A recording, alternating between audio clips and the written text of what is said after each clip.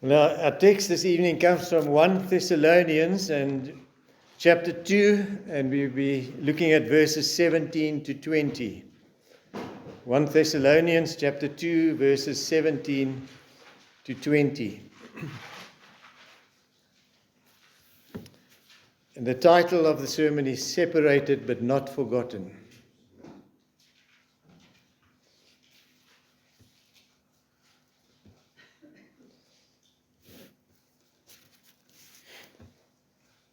Now, if you remember, in the 1800s, the slave trade was rife in America. It was a system that tore families apart. Slaves were traded like mere goods. And a landowner could sell his slave whenever he wished to another landowner. And so you can imagine the pain and the suffering that these people felt. Fathers would be sold and separated from their families forever. Mothers could be sold and separated from their children. And children could even be sold and separated from their parents. Can you imagine the trauma that the children went through, the mothers went through, and the fathers went through? There was a story that I was looking at. A mother and her 3 children were taken to the auction, where they auctioned people. And so the mother was put up for auction, while her 3 children stood looking at her. And the auction went on, and eventually a landowner purchased the mother, separated from her children, and the children were sold separately as individuals. And so the mother obviously was with this landowner for many years, and she wondered always where her children were. And the children wondered where their mother was. And eventually, after the slave trade was abolished, she went to search for her children. And she searched for many years, and eventually she found 2 of them. But the youngest one, who must have been 2 years old, she could never find that child, because the child was too young even to remember who her mother was. And how sad and how terrible that is, that men can do that to other people. And so in this passage, we see that Paul experienced something similar. Having spent only 3 Sabbaths with the Thessalonian church, he was forced to be separated from them by a violent mob of unbelieving Jews who threatened his life. And so he writes to them, telling them how he longs to be with them again and how he treasures them in his heart. Come, let's read that in the passage, 1 Thessalonians chapter 2, 17 to 20. And he writes to them and he says, "But we, brethren, having been taken away from you for a short time in presence, not in heart, endeavored more eagerly to see your face with great desire. Therefore we wanted to come to you, even I, Paul, time and again, but Satan hindered us. For what is our hope or joy or crown of rejoicing? Is it not even you in the presence of our Lord Jesus Christ at his coming? For you are our glory and joy." So life in the fellowship of Christians is built on, in and around relationships. Personal, intimate, life-sharing communion between God's people. And in this text, we get some insight into Paul's relationship to the Thessalonians and how much he cared for them, how much he loved them, and how much they controlled his heart and his feelings. And that's really the theme of these few verses, his deep concern for the Thessalonian church, even though he couldn't be with them. And in these few verses, he deals with his heart relationship with them.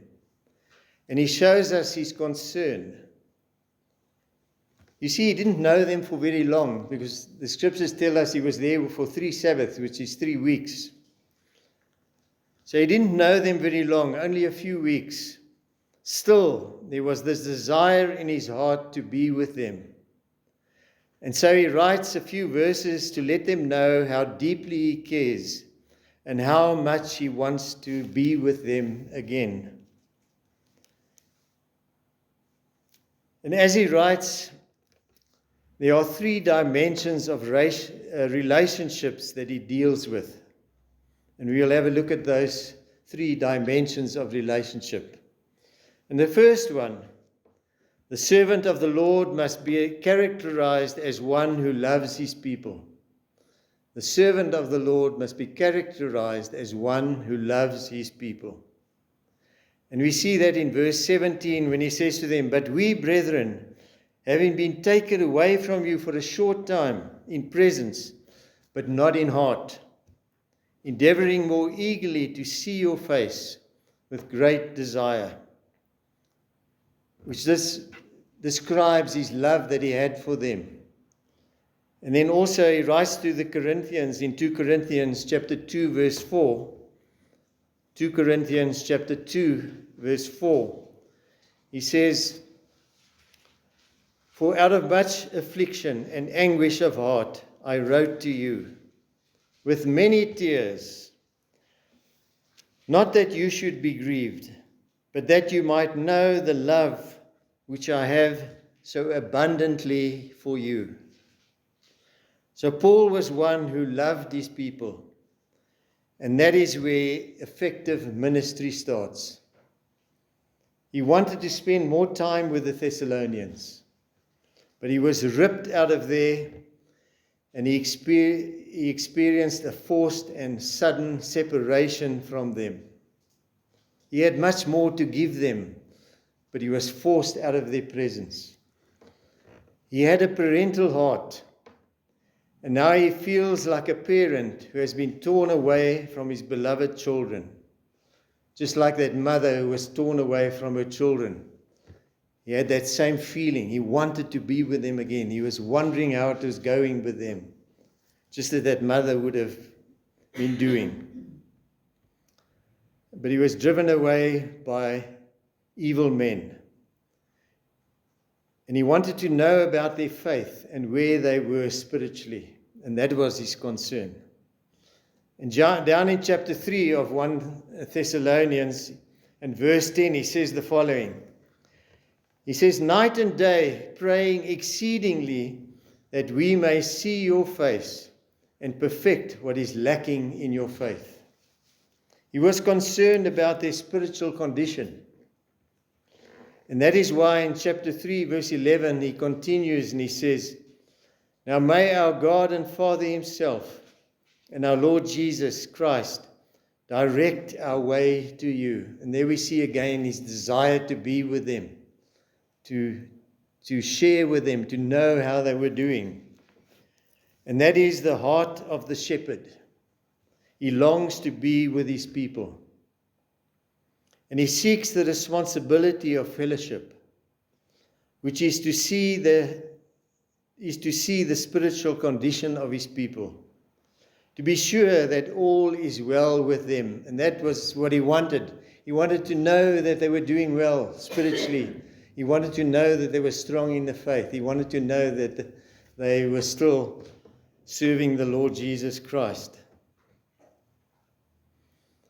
There are, unfortunately, many people in ministry who care very little about their people today, who care more about their popularity and drawing a crowd and achieving success.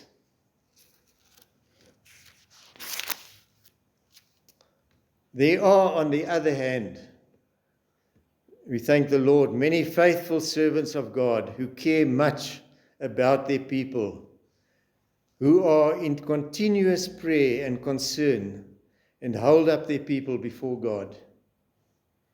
To Paul, the people in Thessalonia, in the Thessalonian church, were strangers in a sense. And yet, because they had become his charge, his heart was there with them. And that is how it is in ministry. You cannot effectively serve whom you cannot love and be concerned about. And in Colossians 2 verse 5, Paul says to the Colossians 2 verse 5, "For though I am absent in flesh, yet I am with you in spirit, rejoicing to see your good order and the steadfastness of your faith." He was always concerned how they were doing spiritually, how they were in the faith. And he's saying, I want to see how you live, how you walk. You are on my heart, he says. I care about your spiritual health. You carry the burden of care for the ones that you love, just as you do for your own children. Continually concerned about their spiritual welfare, their safety, and their well-being. And the faithful pastor, the faithful leader, cannot just dump his message on his people and then leave, and come back and dump his next message and go about his merry way. No, he must be concerned about individuals. He is not only concerned about what he says, but also about how they respond to what he says. He's continually concerned about their spiritual well-being, their spiritual growth, how they respond to the word. And Paul wanted to discern their spiritual condition. He wanted to see if they were growing, and he wanted to teach them more. He had much more to teach them. And that brings us to the second point. And the question is, why didn't Paul go back? And he tells us in verse 18 why he never went back. And he says, "Therefore we wanted to come to you, even I, Paul, time and time again. But Satan hindered us." And so one who is effective in the Lord's service must love his people. And secondly, he must understand his enemy. And if you're going to be an effective servant of the Lord, you can be guaranteed that Satan is going to attack you, and he's going to attack your ministry. And here was Paul separated from these believers, longing to be with them. Satan was using the unbelieving mob to prevent him from going back.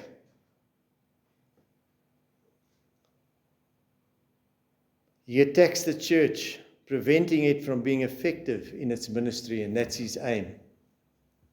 He attacks the church, and he particularly attacks the leaders of the church. And in 1 Timothy 3, it tells us, when we choose elders and deacons, that they must be of good reputation with those outside the church, so that they may not fall into reproach and the snare of the devil. Why do you think there are so many scandals among church leaders? Because he wants to attack the leadership in the church. He wants to harm the church, to hinder its progress. But now, on the other hand, this is something that we have to remember. Though Satan is opposing us, he is controlled by the overruling providence and sovereignty of God. He can only do what God allows him to do, within the limits of what God allows. And if you remember, we remember from the scriptures, God allowed him to go after Job, allowed him to sift Peter. God allowed him to deal even with Paul. Why? Because in their weakness, they were made strong. The end product always benefits God's work. And so within the limits that God allows, Satan hinders, prevents God's servants from doing what he desires to do. And Paul loved his people, but he also understood his enemy. And then I just love this third point. It was really an eye-opener for me. So thirdly, you must anticipate your Lord. You must anticipate your Lord. Paul lived in the light of Christ's return. And in verse 19 and 20 he says, and sometimes you just read this and we miss really what it's saying. He says, for what is our hope, or joy, or crown of rejoicing? Is it not even you in the presence of our Lord Jesus Christ at his coming? For you are our glory and joy. So he's talking about his hope of Christ's return and his eternal reward, his hope of eternal blessing. And he says, who will cause the burst of joy coming out of my heart when Jesus comes? Who will it be? Well, surely it will be Christ. But that's not the point here. Look at what he says in verse 19. Is it not even you in the presence of our Lord Jesus Christ at his coming? It is the presence of the Lord Jesus. But Paul says, it's also you in his presence. That is my joy. That is my hope. You in the presence of Christ are my eternal reward. And it wasn't just the Thessalonian church. To the Corinthians, he wrote in 2 Corinthians 1 verse 14. And he says that we are your boast as you also are ours in the day of the Lord Jesus. And so when I see the Lord Jesus, you are going to be my boast. You are going to be my joy.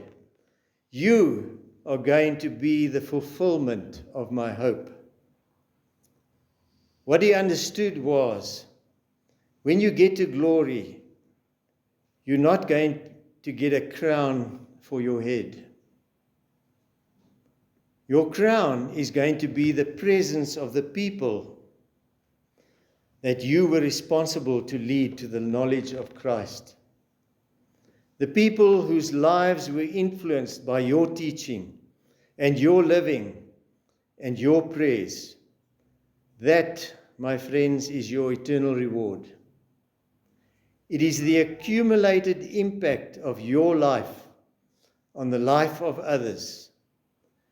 This was Paul's eternal joy, that someday, in the presence of the Lord Jesus, would be the people whose lives he touched.